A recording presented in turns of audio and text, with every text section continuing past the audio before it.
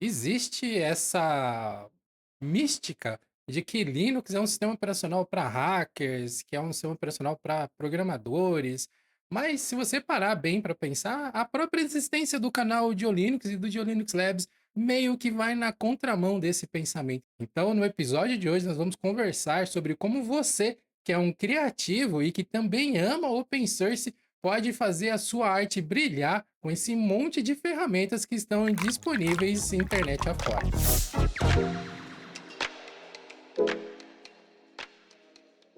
Uma parte importante da mensagem, né, é que ele queria aliar todo esse conhecimento, toda essa empolgação dele com o amor por software livre. E nós hoje trabalhamos com isso aqui, acho que todos nós nos identificamos com isso até certa feita. E com certeza a gente tem algumas coisas para dizer sobre isso. Mas antes, eu queria citar 2 cases aqui que eu acho que valem a pena a gente fazer um pequeno estudo. Existe uma agência que ela é americana, chama FreeHive, e ela tem dentro do mote dela, né, dentro da própria política, como ela se apresenta para o mundo, essa natureza de falar de open source, de liberdade. Nos sites antigos dela, até tinha lá uma lista dos softwares que eles utilizam, né? O GIMP, Escape, Natron, o Blender. Hoje em dia, o site deles está em reforma já faz algum tempo e essas informações não estão mais lá, mas antes essa informação estava permeada no site deles, né? E caso vocês não lembrem de algum trabalho que a FreeRide tenha feito, tem dois que eu acho que vale a pena destacar, que um é o vídeo, né, de lançamento do Gnome 42, que eu acho que foi um vídeo que pegou meio todo mundo de surpresa, foi a primeira grande apresentação de um lançamento do Gnome que eu lembro de ter visto.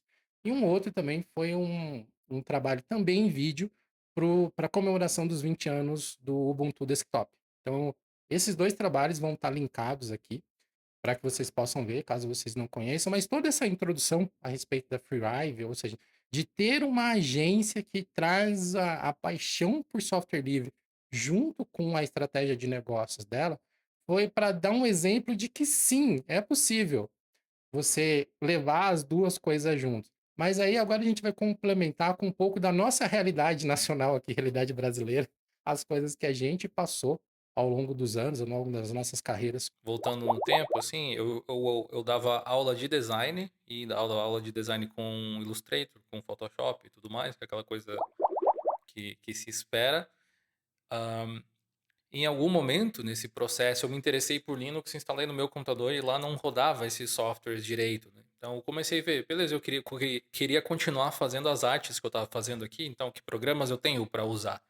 Era muito mais uma, vamos ver o que eu posso utilizar aqui, do que, beleza, eu escolhi usar open source necessariamente, ou o GIMP naquele caso, né, para substituir o Photoshop. Mas foi uma grata surpresa, porque ao começar a utilizar, eu comecei a ver, ok, tem suas diferenças ali e tal, mas para o que eu preciso fazer aqui, não preciso piratear o software, não preciso pagar uma licença, funciona super bem para o que eu estou querendo fazer aqui. E provavelmente eu estou subutilizando as capacidades que o programa tem, porque eu apenas comecei a usar e a primeira impressão foi boa.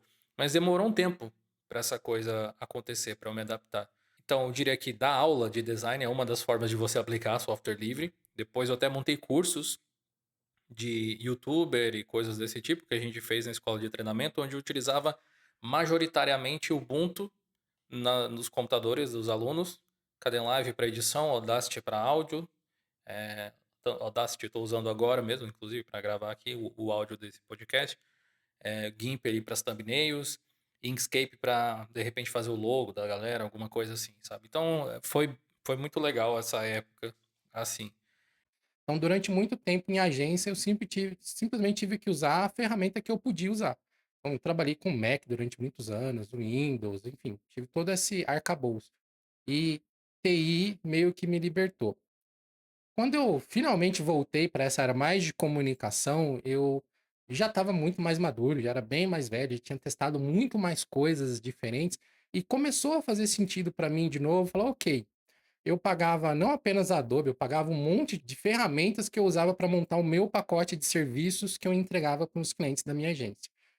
E eu comecei a pensar, ok, será que eu consigo encaixar isso dentro dessa outra coisa que eu gosto de tecnologia, que é o open source, que é o software livre? E eu comecei a fazer todo esse processo de compatibilizar as coisas e demorou muito tempo. Demorou, tipo, 2 anos para eu poder fazer essa migração. Mas o ponto é, hoje a gente está inserido dentro de um padrão de mercado em que meio que já existe uma certa seleção de ferramentas que as pessoas esperam que um determinado profissional use para uma finalidade. Para os profissionais, isso é muito mais importante do que para os clientes.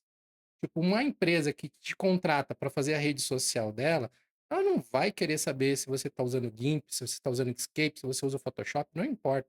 Ela vai querer receber a arte para as redes sociais com a melhor qualidade possível, dentro do prazo e que atinja os objetivos comerciais que aquela empresa tinha quando ela te contratou. Foi nessa zona cinzenta que eu consegui encaixar essa minha estratégia de usar tudo software livre, ou usar software livre sempre que possível, usar open source toda vez que eu puder.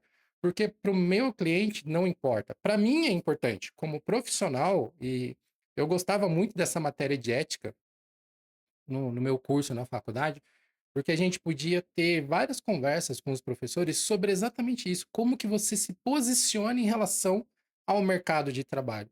Porque não apenas o mercado de trabalho, mas às vezes a concorrência, ela, ela vai te incentivar a fazer o pior, né. A concorrência, ela nem sempre ela é leal, ela nem sempre é justa. E aí você tem que usar as ferramentas que estão ao seu alcance e que também fazem sentido dentro do seu arcabouço moral para você saber se você vai querer fazer aquilo ou não. Todas essas coisas juntas, o curso que você vai escolher, as ferramentas que você vai utilizar, a forma como você se posiciona em relação ao seu cliente, a forma como você se posiciona em relação aos profissionais, ao mercado, tudo isso compõe esse ser mítico que a gente chama de profissional, né. E não tem um jeito certo de fazer isso, aí você vai ter que dosar, conhecer as experiências, se permitir passar por algumas experiências para ver como que você vai se encaixar nisso, como que o seu eu profissional vai se posicionar nesse mercado, né. Acho que se resume, no fim das contas, a você precisa entender o que você quer executar, e o meu conselho é que você nunca coloque limitações em que ferramentas você vai utilizar, porque você precisa ser o mestre das suas ferramentas e não ser escravo de uma filosofia ou alguma coisa desse tipo, assim. Mesmo que você tenha se colocado lá voluntariamente. Aí é uma questão de pensar no entorno. Agora, existem sim várias vantagens de você focar em utilizar ferramentas open source quando elas funcionam para você, especialmente quando elas resolvem o seu problema. Tanto em larga escala, para uma empresa um pouco maior, quanto de forma individual, onde ainda é mais fácil, afinal de contas é só uma, duas pessoas às vezes. Por exemplo, você vai ter a redução de custos considerável, não existe licença e coisas assim, apesar de que você pode fazer a bondade de doar para os projetos que você usa, mas aí é uma coisa completamente voluntária. Você pode ajudar de outras formas, você pode divulgar as ferramentas enquanto você cria as coisas e tudo mais. Você vai ter eh, possivelmente mais segurança se você conseguir utilizar o sistema operacional open source junto com essas ferramentas também, o que diminui também a necessidade de trabalhar com licenças do sistema operacional, que às vezes a gente esquece desses custos embutidos, né? Hoje, para você usar Adobe de forma nativa, suportada, ou você gasta bastante no Mac, ou você gasta na licença do Windows da vida, então você tem um gasto para depois ter outro gasto ainda por cima.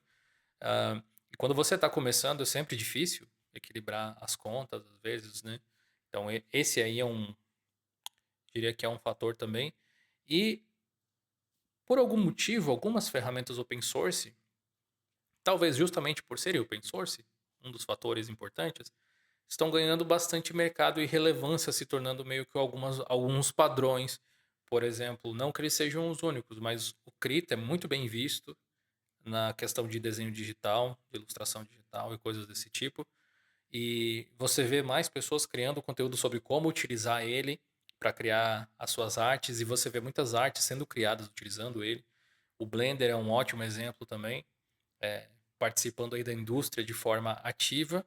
E tem vários outros softwares open source da indústria de criatividade também que são muito utilizados, são open source, mas não são necessariamente muito famosos para usuários domésticos. Um que me vem à cabeça é o renderizador 3D da Pixar, lá, o Renderman, que é também open source.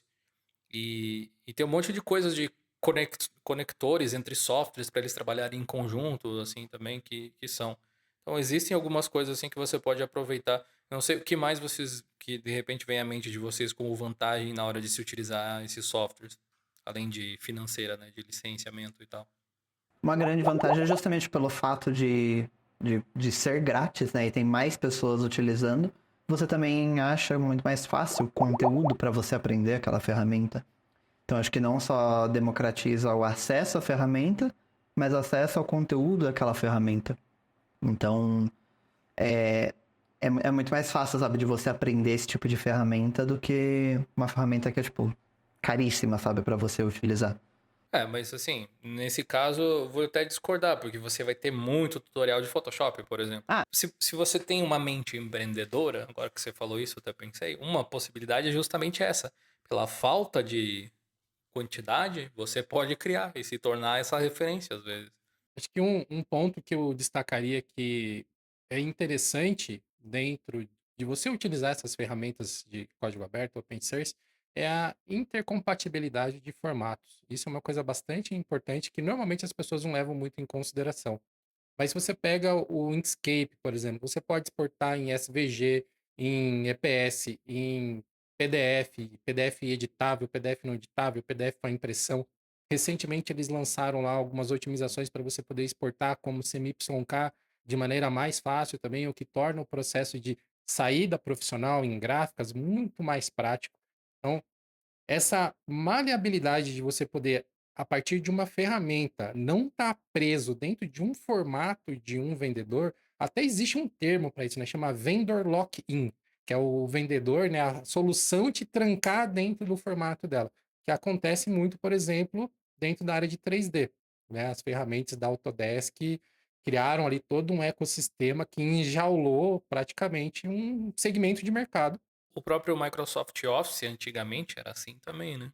Hoje em dia ele é mais acessível. Melhorou um pouco, mas ainda falta muito chão, né. Mas, essa é uma coisa para você considerar. O GIMP também consegue exportar numa quantidade absurda de formatos. O Blender nem se fala. Por exemplo, quem curte 3D, para impressão 3D, né, você pode fazer seus mockups no Blender e depois exportar ele para ser fatiado num fatiador como o Cura, como vários outros aí. Uma das coisas bacanas de você usar essas ferramentas open source é que normalmente elas não estão tentando te obrigar a continuar usando elas.